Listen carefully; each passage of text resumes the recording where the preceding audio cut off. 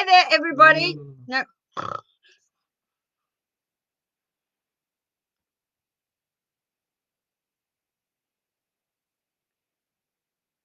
Hi there, everybody. Welcome to my. Oh dear, I've just lost my picture. I've got it back. Got it back. I've got an engineer to the left of me, my son. Are we on? Are we up? Are we rolling? Everything okay? Can you see me? I tell you something, everybody. What? What did you say?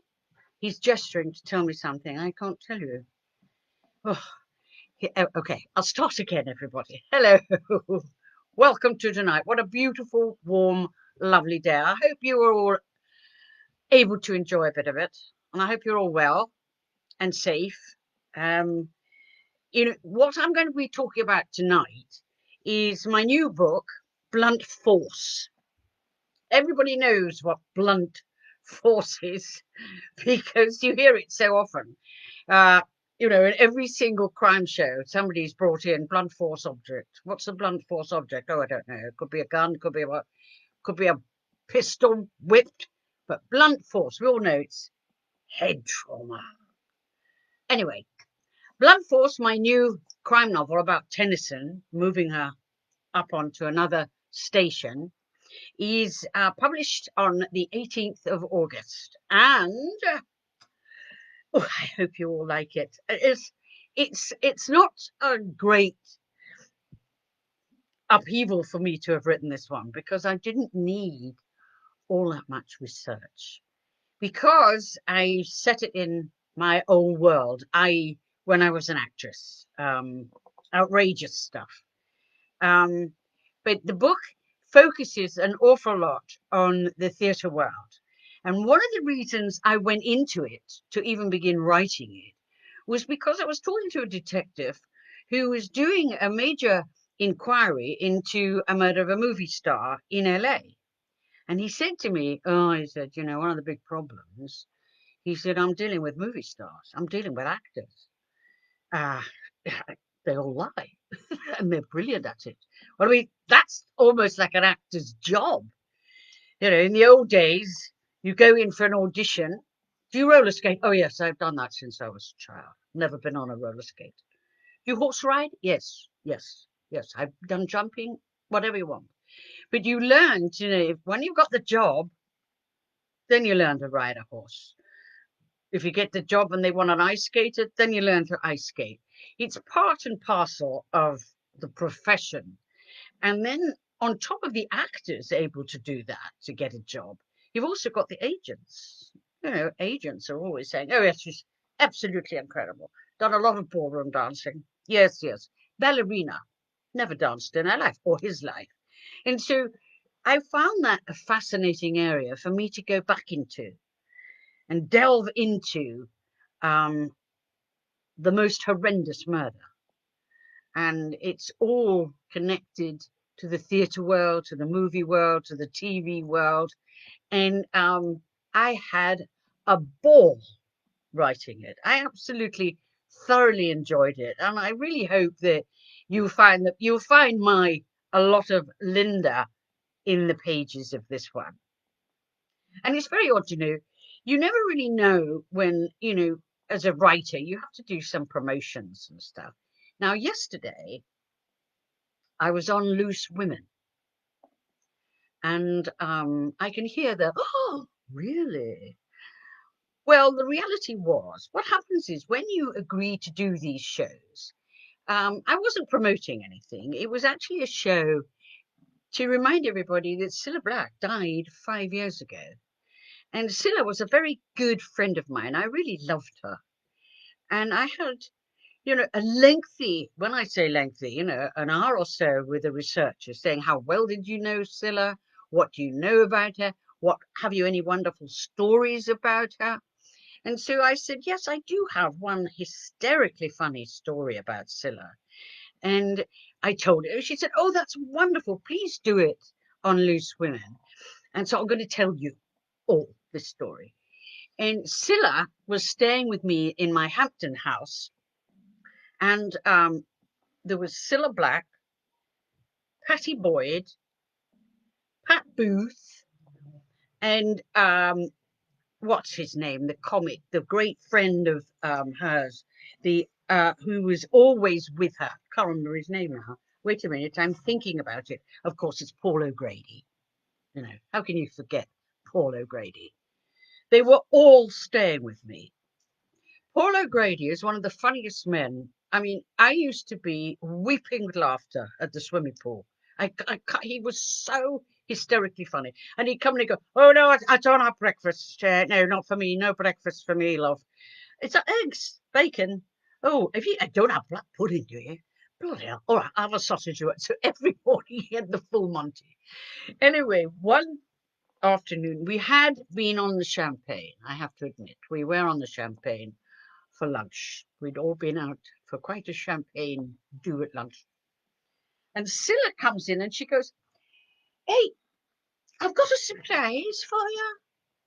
Would you like to listen to me new disc? I've just recorded it, and I'd like to know what you think." So we all went, "Oh, wow, yes." Now, I had a very, very complicated disc stereo unit. It was one that had 5 discs. You slotted them in, and then you press 1, 2, 3, or 4 or 5. Anyway, I put her disc in, and we're all sitting there listening.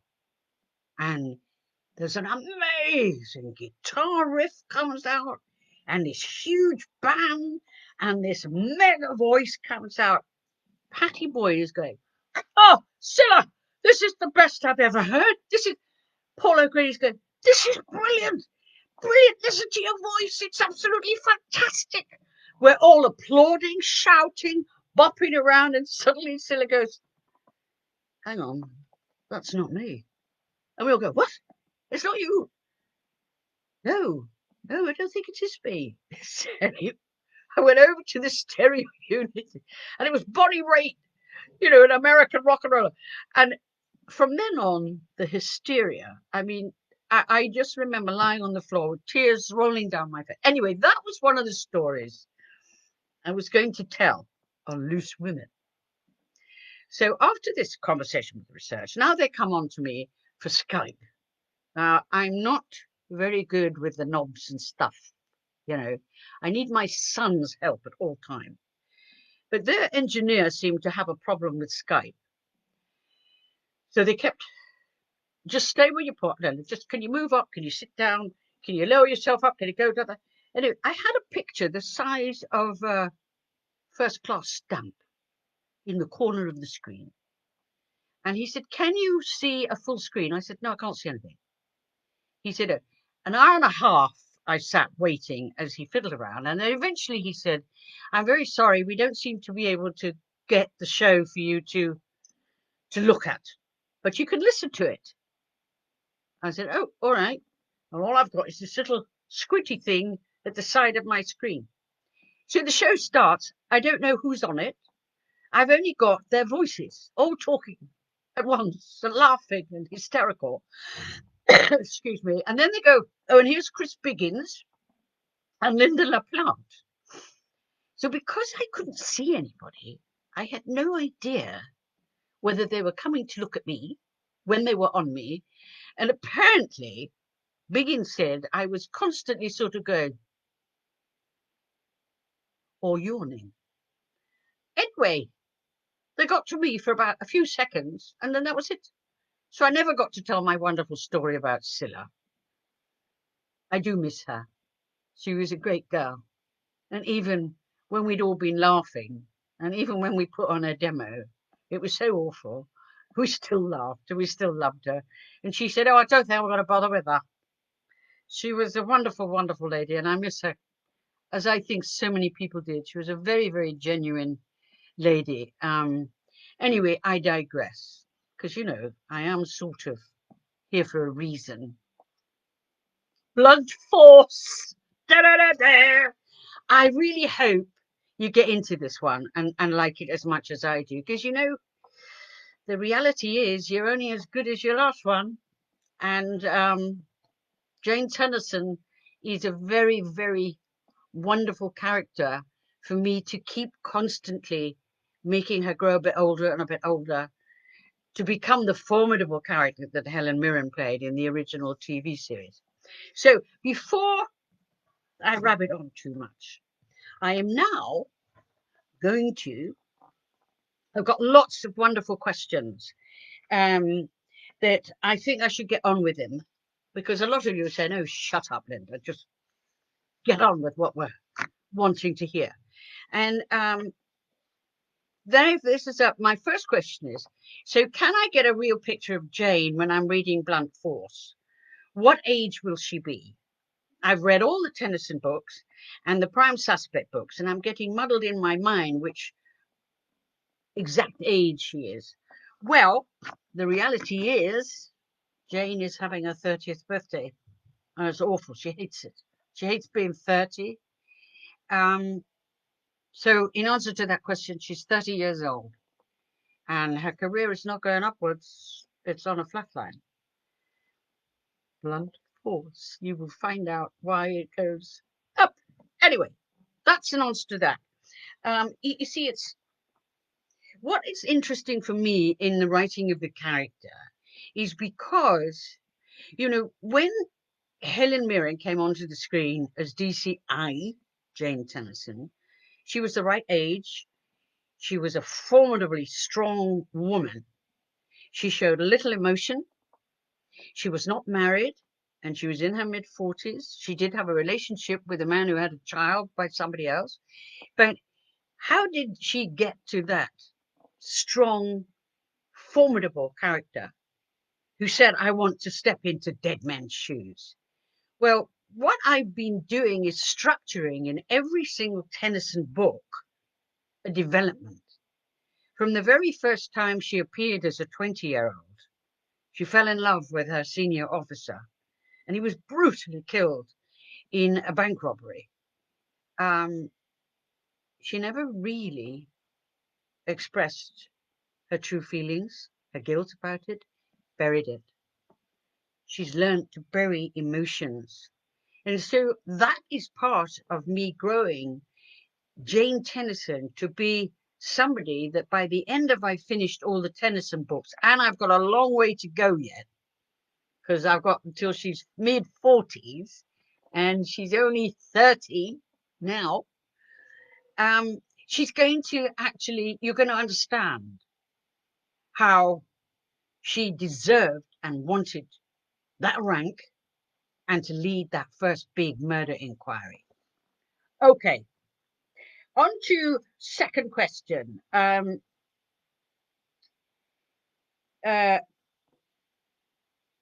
just reading, this is from Jill Stack on Facebook. I'm just reading The Talisman, following on from The Legacy.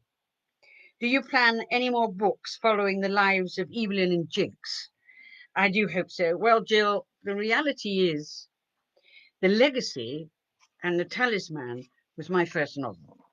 And they were actually one novel. But they were so long, they had to split them into two. When anybody says, where's your favorite book? You know, what book means a lot to you? It's The Legacy and The Talisman. Because it was the first time I found writing a novel. The first time I knew how wonderful it was, the freedom of it. I could not stop writing. I was like a demented ferret, you know, typing away hours. And when it was first went to the editor, he said to me, I have a major problem, and you know, most authors, most novelists try and contain about 30 characters. At the very most, it's a lot of characters. He said, I'm only a quarter of the way through and I've got 85. She said, every time you open the door, another character comes in. Every time you look across the street, another character. He said, Lynda, you have so many characters. And I just said, I know, I couldn't stop writing. So I don't think there will ever be a follow-up of Legacy, but that's my heart there, because it was my first big book. And I know it was too long. But for me to actually still today see new publications of it is so wonderful. And also to get a letter, an email like that to say, I love it. You know, will there be more? And sadly, Jill, there won't. So, okay, here's another one. I absolutely love Berry. This is from Claire Bolly Cunningham on Facebook. And she says she loved Buried and was thrilled it continued the widow's theme. What can we expect in Blunt Force? Tennyson's character is so engaging. Well, you know, in Buried, which introduced Jack War to everyone, I had, again, a wonderful time sliding in the end of the widows, really. You'll never ever see them again in any book, or maybe a little bit of reference sometimes, but you won't see those characters again.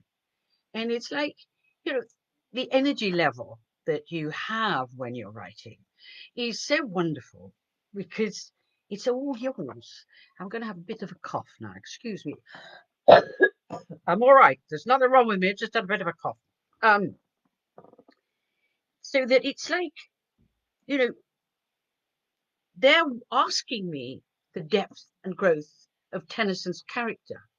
Well, every time I bring out a new Tennyson book, there is another development in her character.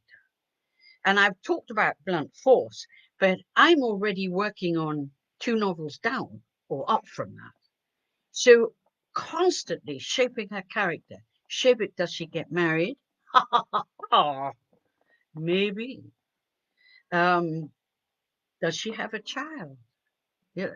All those things will come up bit by bit by bit. And that's the wonderful thing of having a series like Tennyson, the young Tennyson. You all know what she's going to look like when she's in her mid-40s. And I've got to get there. And hope you keep on reading and liking her. Okay. After your last talk, Lynda, and great advice, I started to write a treatment for my script. Do you advise sending it direct to a TV broadcaster or a TV production company? I can't wait for Blunt Force. That's very nice, because this is from Hannah Lawrence on Facebook.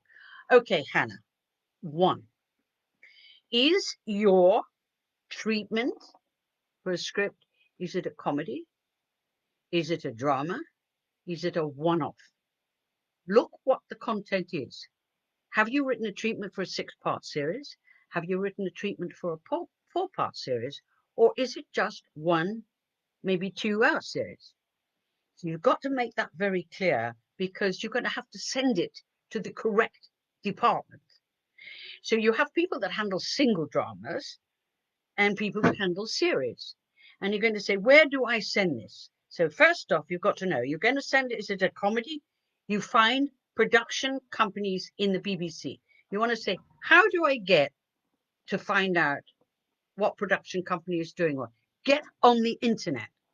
Get on the internet and say, BBC, who handles the head of comedy? Who handles the head or commissioning? Who's the commissioning editor for drama series? Who's the commissioning editor for comedy series? Who's the commissioning editor for one-off drama? As soon as you've got those names under your belt, that's who you're going to send it to. But be sure you literally label it correctly and say, this is a 6-part series.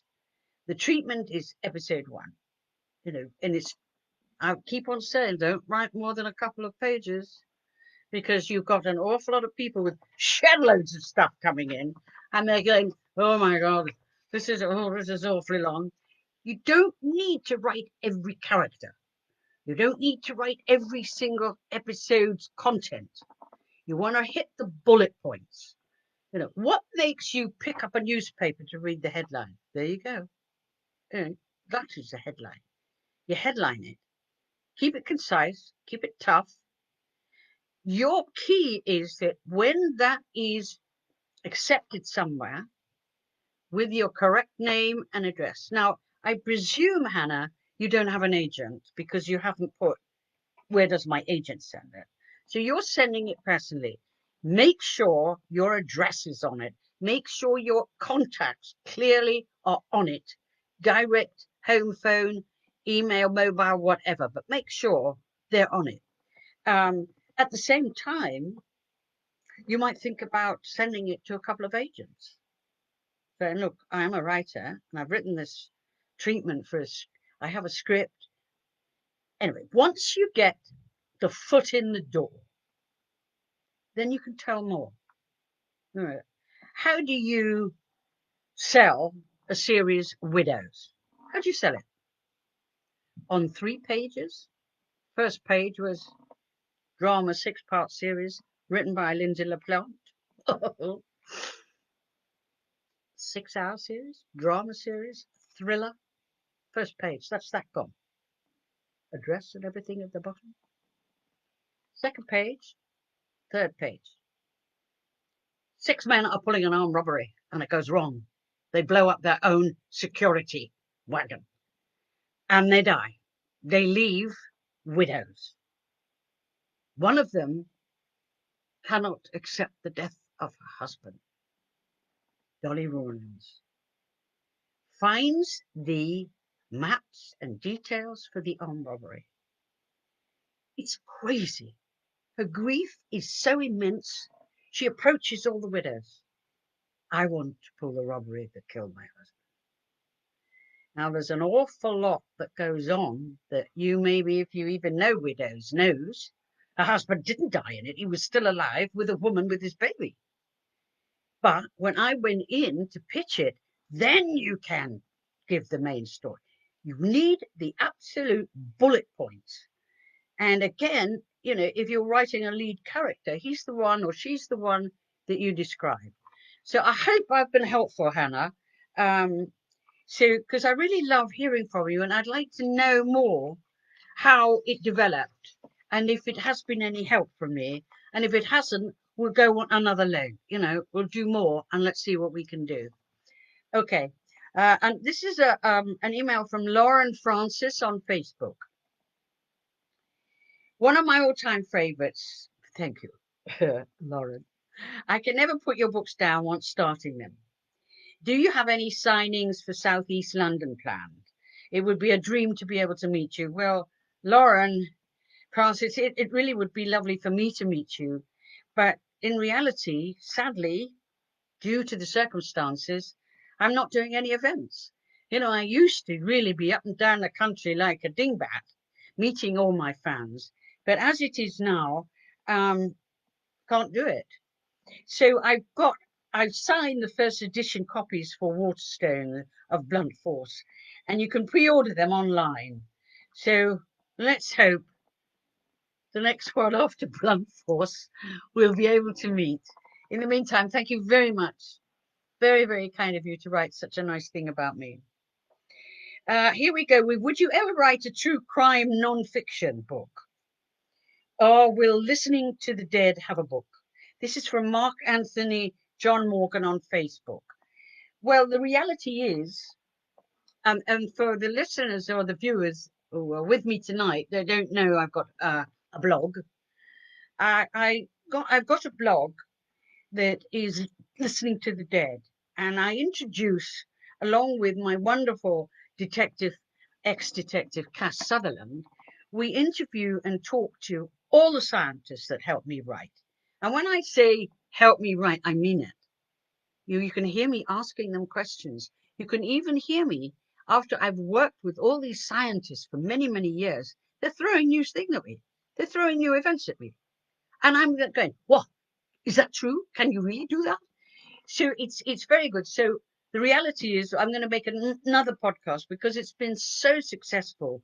And I think an awful lot of writers have found it very useful. Because, you know, you've got entomologists, you've got blood splatterers, you've got all the forensic scientists that have aided me throughout my career. And you can hear me talking to them. And you can hear Cass Sutherland talking to them. Very, very interesting. Do I say it myself? Okay. So I'm going to record a second series of Listening to the Dead. And just reread the wrong line there. Sorry. Excuse me for living. Anyway, I'll let you know when the new podcast is done, when anything is absolutely confirmed. And here I've got a question from Charlie Smith on Facebook. If you hadn't been an actress, award-winning writer, what would you like to have been? Well, you know, I have worked from the age of 16, kind of, yeah, being married and stuff, but I work slightly obsessively, and I have a wonderful life, and I'm very proud of myself and proud of the career that I've had.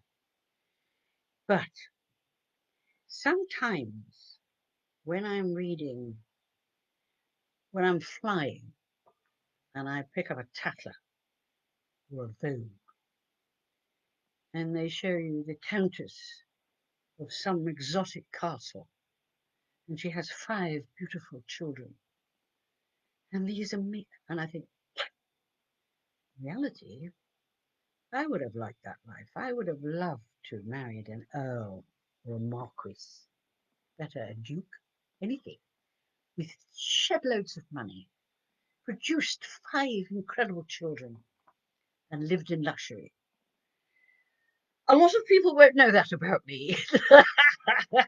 But, sometimes do you envy these women? You think, look at the life they've got.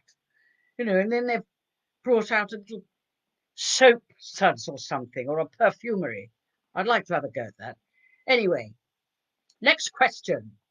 What happened to the Trial and Retribution characters? This is from Margella Hand on Facebook. Well, it's like, I thought it would go on forever. I thought the actor David Heyman was brilliant, brilliant. But it was hugely successful, hugely successful. And those split screens was a really tough production level to do. And they were, hitting huge figures viewing wise. But ITV make the decisions and just say, we've decided we don't want to pick it up. And, after years of it, they want something new. And who am I not to quickly shove something new toward? Well, there you go. But those actors were fantastic. And particularly, the joy of it. And I always remember it was one of the first times I worked with a brilliant director called Aisling Walsh, who directed the Glenda Jackson drama that won Glenda a BAFTA. And she, Searching for Elizabeth, was it something like that? Brilliant. This Aisling Walsh, what a director. Try and find her work. You want to look at somebody so clever. She is meticulous. And she did a lovely film called Mardi. Please see if you can see her work. And she's very, very special. I'd love her to direct Buried when we make it into a TV series. And I hope, Aisling, you're listening. She won't be, but... Okay. Oh, here, I've got the answer to this. Somebody from my office has said you might revisit it one day. I don't think I can. I'd like to, but I don't think I can. Truthfully, what happens is something new happens. And I don't forget it. And I don't forget the excitement I had making the split screens and to get them accepted. And I'll tell you a funny story about the first time the head of ITV, who was talking to me, and I said, I want to do this series and use split screens. And he said, oh, no, you can't do that. He said, just think about it. There's people with very small box TVs. How are they going to see 4 screens? I said, some people with small box screens can play 8 hands of bingo at the same time.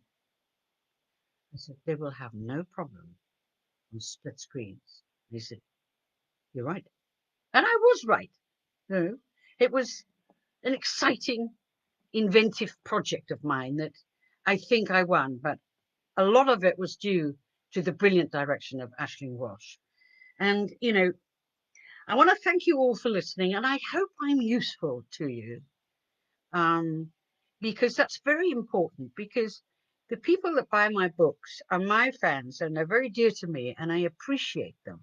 And I appreciate you all being in contact with me. And, you know, Buried, even under the circumstances that we're living in now, stayed at number in the top 10 for 10 solid weeks. And I owe it all to you, to buying it. And I try and say to myself, I'm only as good as my last book. And so to my fans, I intend to constantly be better than the last one. So please enjoy and have a bit of a laugh with Blunt Force, but it is a horror as well. And just leaves me to say, I hope you stay well. God bless, and thank you very much for joining me this evening. Bye-bye. I don't know how to cut this off or how to stop it. I think there's a button. I'll just lower the lid. Good night.